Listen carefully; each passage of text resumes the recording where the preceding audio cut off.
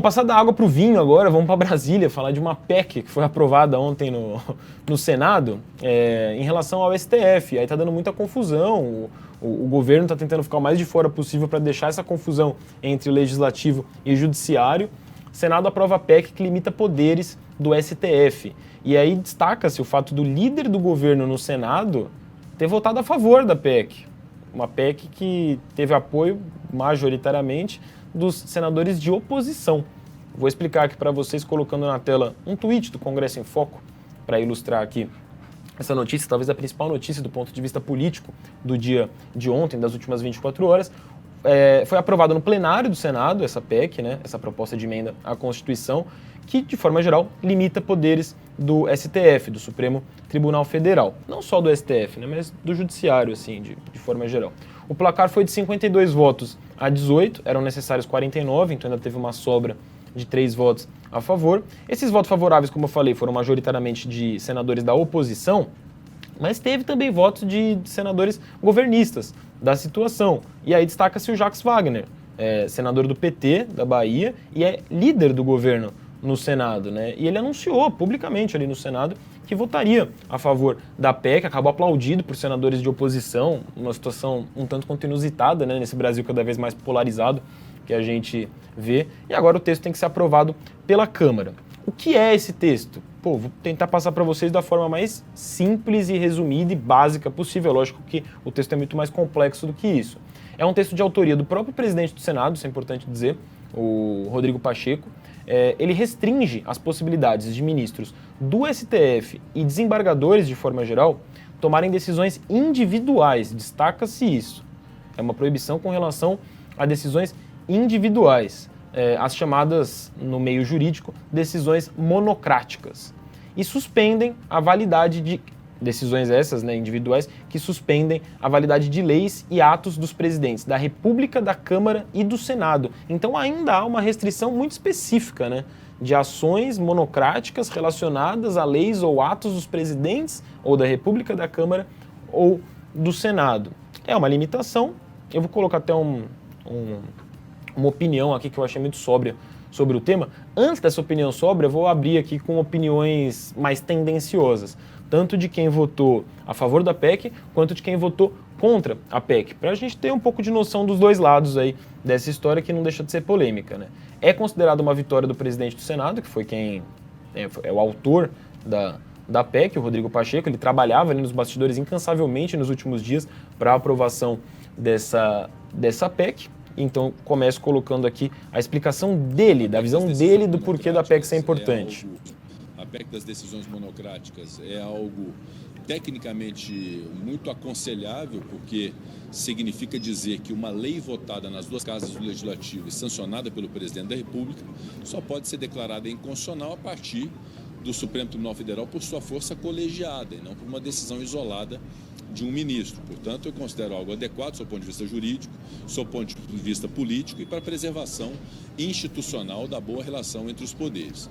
Nós vamos submeter à apreciação do plenário. O relator, senador Espiridião Amin, ainda avalia se é possível decotar alguns institutos que ali estão contidos, sobretudo relativamente ao pedido de vista, porque isso já está contemplado no regimento do Supremo Tribunal Federal, poderia ser desnecessário, eventualmente, numa emenda constitucional. Mas a essência da PEC, que é a limitação das decisões monocráticas em determinados casos, essa, obviamente, haverá de prevalecer e vai ser submetida a voto no Senado. Obviamente, essa fala foi feita antes da votação, como vocês perceberam ali pela fala do Rodrigo Pacheco, e de fato a questão da vista, dos pedidos de vista, não entrou na PEC, justamente porque já há uma menção a isso determinada pelo próprio STF, né?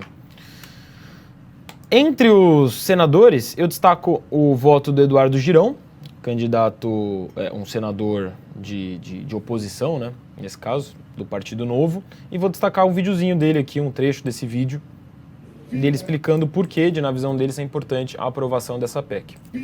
Paz e bem para você, meu irmão brasileiro. Uma vitória para o Brasil, acabamos aqui de aprovar a PEC 8, que faz uma limitação de decisões democráticas, disciplina os poderes, a independência entre eles, deixando claro quem é legislativo, deixando claro quem é judiciário, quem é executivo. Nós precisamos ter respeito aqui no Brasil e não poder invadir, esmagar os demais. Então, fica muito claro que é uma briga de poderes, né? No caso aí, o poder legislativo contra o poder judiciário, né? Por parte do Senado, que comprou essa briga mesmo e aprovou, repito, caso o texto, a PEC ainda precisa passar pela Câmara dos Deputados, mas imaginando-se nesse caso que a Câmara também vai atender às intenções ali do Legislativo de forma geral, a gente deve ter esse texto sendo aprovado pela Câmara, é a tendência, pelo menos. Humberto Costa, senador do PT, votou contra a PEC e explicou o porquê dele achar essa PEC um erro. Olá, pessoal. Daqui a pouco eu vou usar a tribuna do Senado Federal para aqui me posicionar contra essa proposta de emenda constitucional apresentada aqui no Senado Federal, cujo objetivo é interferir diretamente nos processos internos de decisão do Supremo Tribunal Federal. Eu entendo que é uma proposta inoportuna, porque acontece depois de 4 anos de intensa crise entre os poderes.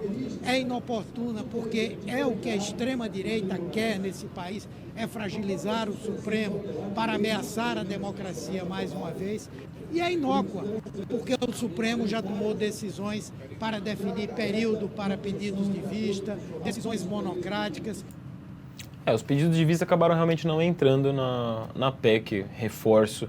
Isso aqui foi um tema até polêmico nas discussões ali antes da votação. Mas no fim, parece ser uma decisão dentro das regras do jogo, entre quem é a favor, quem é contra. Não dá para negar que foi uma decisão dentro das regras ali da nossa democracia. E aí o Lucas Paulino fez essa publicação lá no Twitter, ele é doutor e mestre em Direito Constitucional pela Universidade Federal de Minas Gerais, e ele escreveu o seguinte: sou defensor do realismo que o STF agiu nos últimos anos para defender a democracia brasileira. Mas essa PEC do Senado aprovada ontem foi a reação mais branda entre as reações cogitadas, reações essas contra o STF.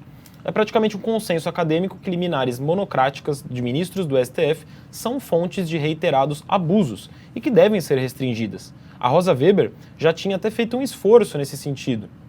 Entre as PECs discutidas, essa é a mais suave, ainda mais com o texto final, que só impõe limitação contra decisões de chefes de poderes.